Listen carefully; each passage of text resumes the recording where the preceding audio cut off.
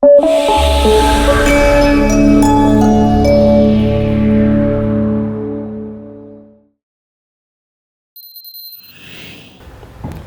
want to thank you all for tuning in to Black Video News. I'm your host, Keith Scott. Today is really a unique day right here at BVN Network, right here in the Alamo City. I have a very special guest that I really look forward to. I've been excited. Matter of fact, I'm still excited about the student minister, Brother Nuri Muhammad, sitting down, having a conversation with Keith Scott right here on Black Video News. And I just want you to know he's right here in San Antonio, the student minister of the Nation of Islam, Brother Nuri Muhammad. How are you doing, sir? Brother Keith, I'm doing fine, sir, and happy to be on the airwaves with you. my brother. Wa alaikum salam. Shalom alaikum. Yes, sir. Yes, sir. It's an honor to be on the air with you. Man, it is such an honor to see the student minister, Brother Nuri Muhammad, here in the Alamo City. I saw you 5 years ago, and I was just sharing that with you at St. Philip's College, and you were there. I was with a organization called Saving Our Sons. Mm-hmm. I do remember that. You remember Saving Our Sons? Yes, sir. And you spoke and you put something, you sparked some really good sparks, man, and they were just flying everywhere, the sparks. Mm-hmm. But you opened up some things and you shed light on some things and put it in a perspective that we really couldn't comprehend until you did it. Wow, all praise is due to Allah. And that's why I'm so thankful you're here, right here, where I have an opportunity to talk to you. And I want to go right into it. Yes, sir. What's going on with the Nation of Islam these days? Well, same struggle, different day. You know, we are still striving. There's a verse in the Holy Quran that I like to use to describe what the function of those of us that are students, servants, and soldiers of the Honorable Minister Louis Farrakhan that work in the nation. Okay. And it says that when Allah, or when God deems a thing, he simply says to it, be, and it is. Okay. The and it part that comes between the be and the is, according to the scholars, means that God organizes people, resources, the power of his own being, forces of nature, and angels. So we that follow Farrakhan, we are the and it squad.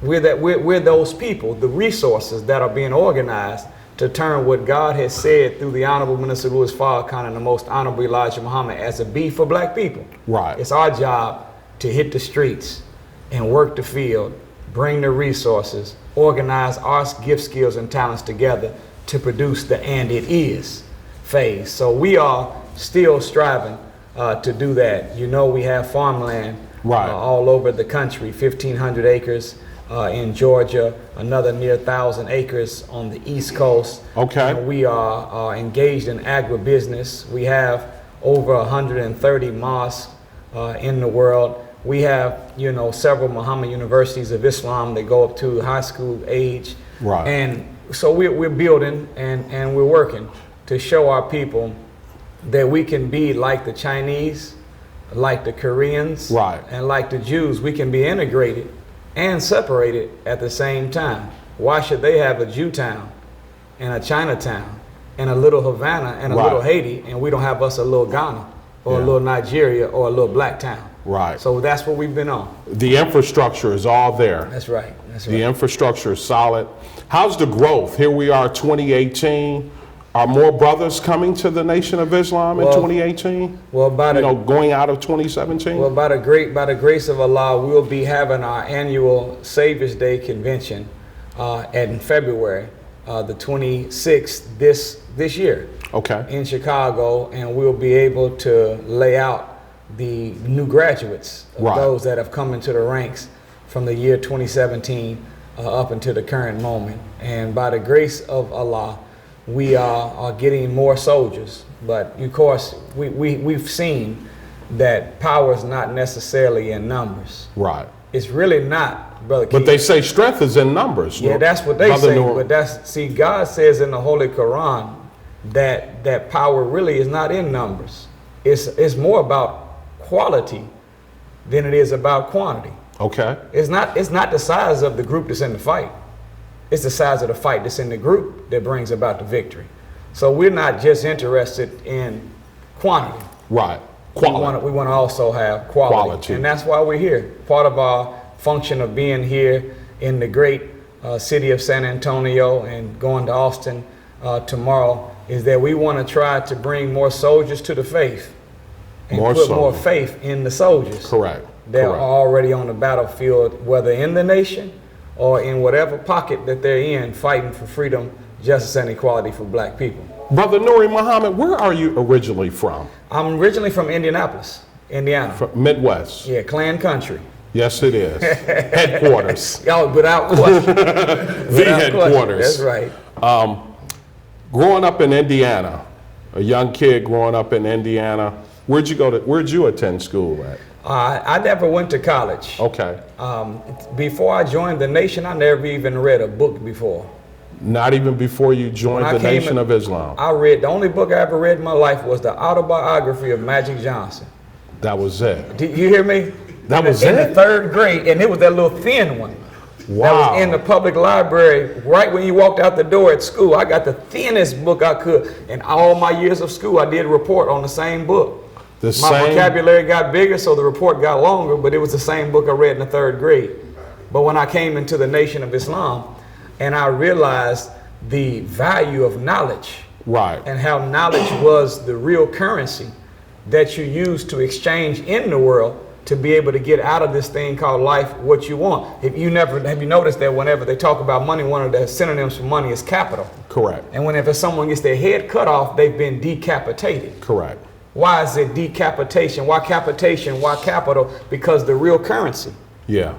Is knowledge not in within pocket. self. The real currency is the wisdom inside of your mind. So I learned that as the prophet Hosea had told us in Hosea 4:6, my people are destroyed from a lack of knowledge. Yeah, that's what the word of God says. Yeah, I went and I committed myself to study, right, and striving to acquire knowledge so that I could give it to my brothers and sisters and use it in service to extract something out of life.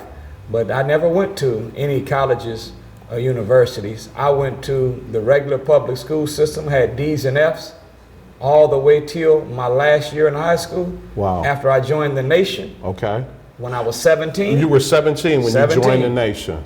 And from that, my senior year in high school, I had a 4.0 GPA. Wow. And only went to, you hear me? From D's and F's. From D's and F's, you went to a 4.0 GPA, and I only went to school Thursdays and Fridays. Wow. But there was a commitment there to learn. What happened to me is that after meeting the teachings of the Honorable Elijah Muhammad as exemplified and explained by the Honorable Minister Louis Farrakhan, I learned that we were the original people. Correct. That we are black people, the fathers and mothers of all art, science, and civilization. It was us that built Timbuktu. Correct. It was us that erected the city of Atlantis. It was us that established the Nile Valley civilization. We are the ones that built the great pyramids, the greatest of them being Giza, 451 feet tall, 451 feet deep, covering 13.5 acres, made of 1 million stones of granite and gold stacked, mathematically precise, not deviate, not even this. We did this. Right. So when I learned that, I came to school with a different swagger, if you will. Okay. And in my mind, I was saying I would not let, if white people came for me and they're our children, I won't let my children put something in front of me that I can't master. So I went from D's and F's to straight A's from the mentality that I got from studying the teachings of the Honorable Elijah Muhammad.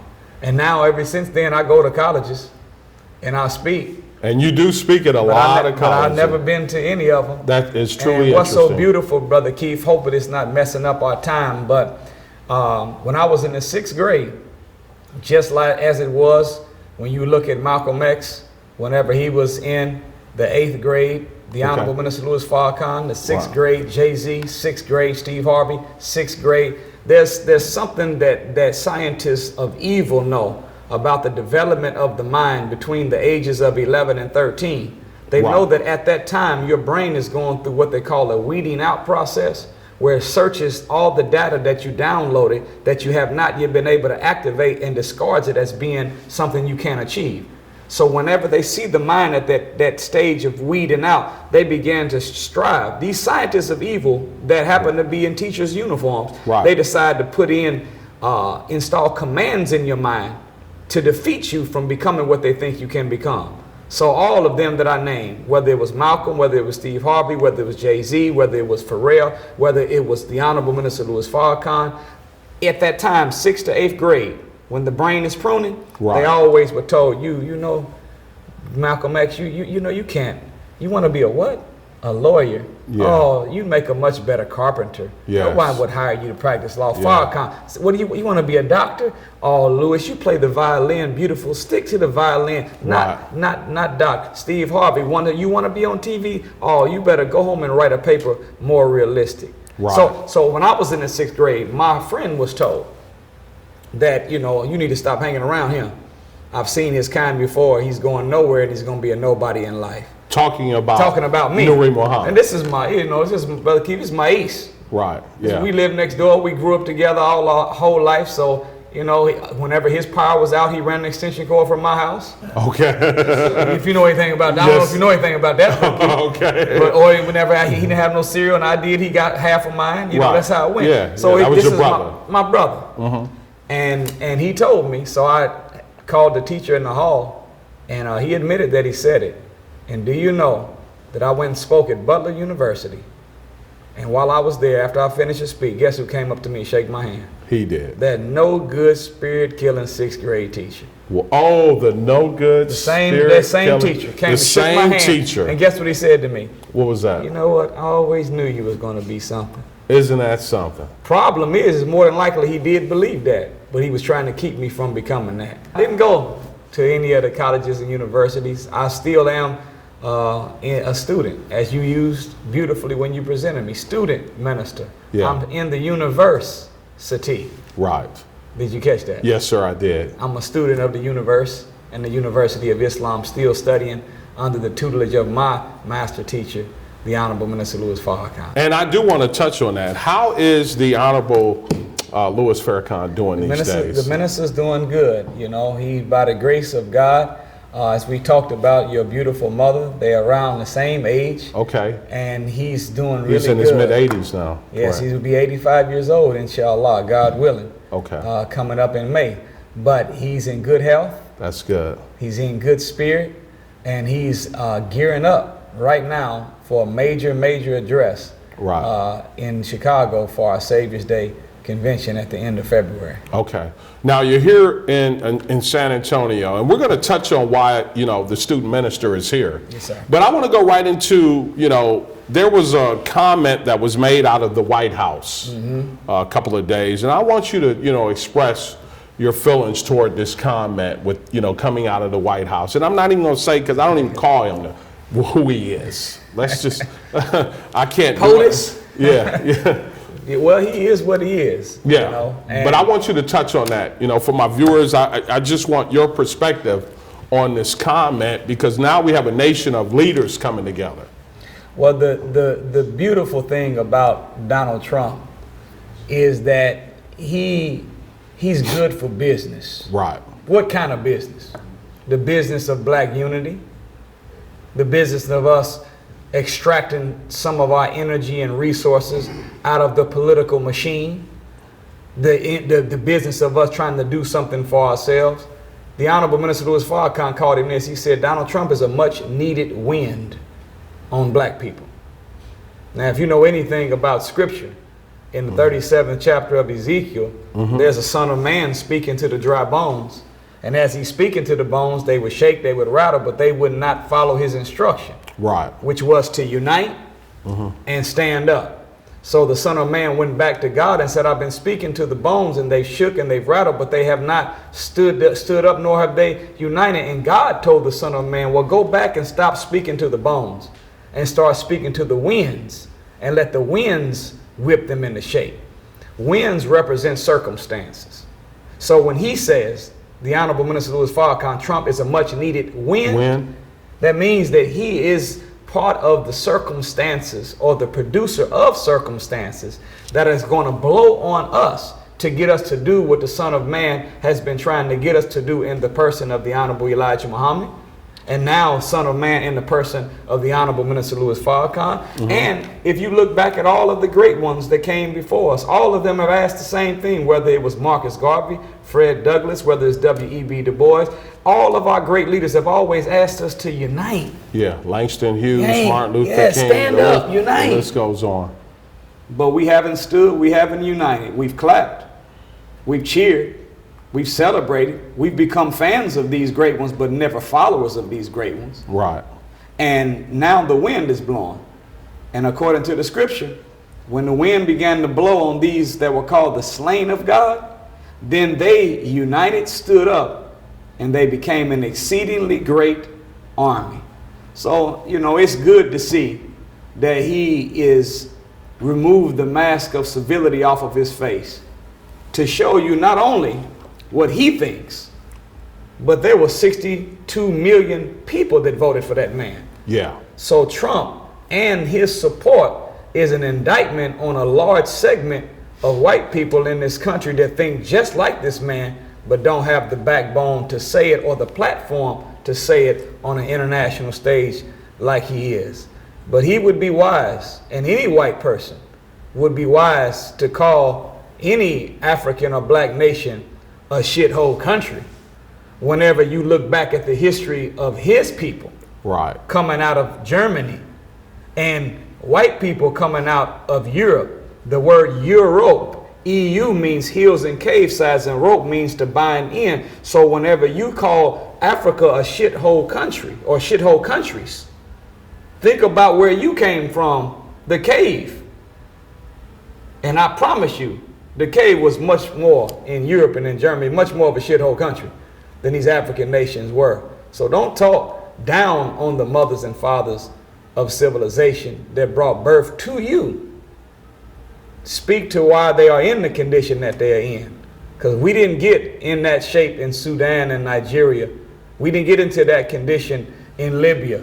We didn't get into that condition in South Africa until it was the conquerors that came over, and America and England's wicked, unjust foreign policies that usurped the wealth from these nations, take their money and employ them as indentured servants in that nation. So the condition of Africa is rooted in America and England's foreign policy and in white conquerors that have usurped the land. So we're not responsible for whatever you think that it is now. You created the mess that you call a shithole country. Yeah, that's what I would say to him and anybody else that thinks like him. Now they want him to apologize. Let's censure him. Oh, that's fine.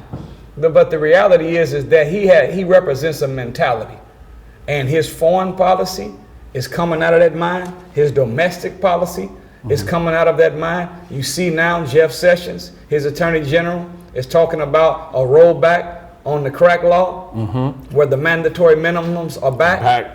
So now you already know that it was unjust to sentence black people to life in prison for non-violent crimes for the conspiracy to deal drugs, meaning you didn't have to prove it. All you had to have is he said, she said, hearsay. Have people we grew up with in jail for the rest of their life for a non-violent crime without ever being caught with no dope. But when it came to black people, when crack epidemic hit us, they let us die. Yeah, they did. And locked up everybody for life that sold it. But now there's an opiate epidemic. Right.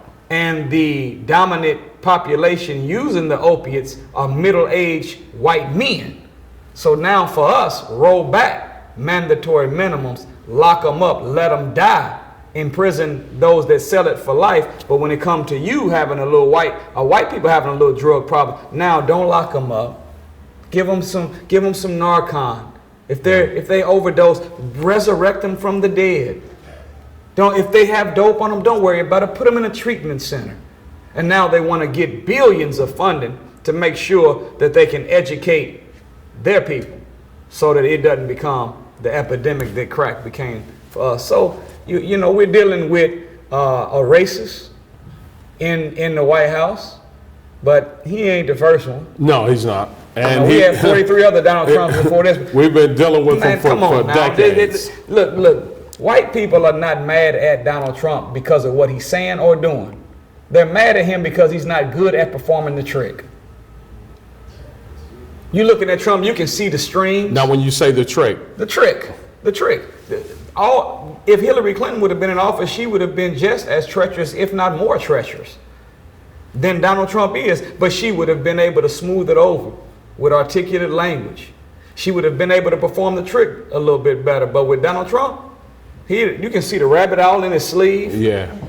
You see the strings coming, the mirrors all over the place. You can see all the tricks while he's doing it. So they're mad at him because he's not good at hiding. Yeah, he can't disguise the wicked, racist policies that America has always dealt with us as a people under.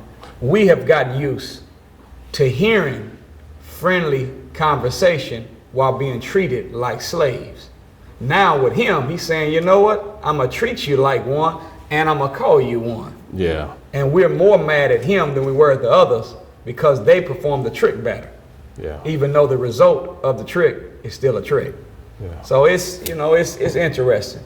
Now, what brings the student minister to San Antonio for this weekend? And I want my viewers to know why you're here, Brother Nuri Muhammad. Thank you, sir. Well, we were invited to participate in what San Antonio has a legacy of doing, which is the largest celebration in honor of Dr. Martin Luther King in the United States of America, possibly in the world, called Dream Week. Mm-hmm. So we were brought in this year to be the keynote of the Youth Summit part. Okay.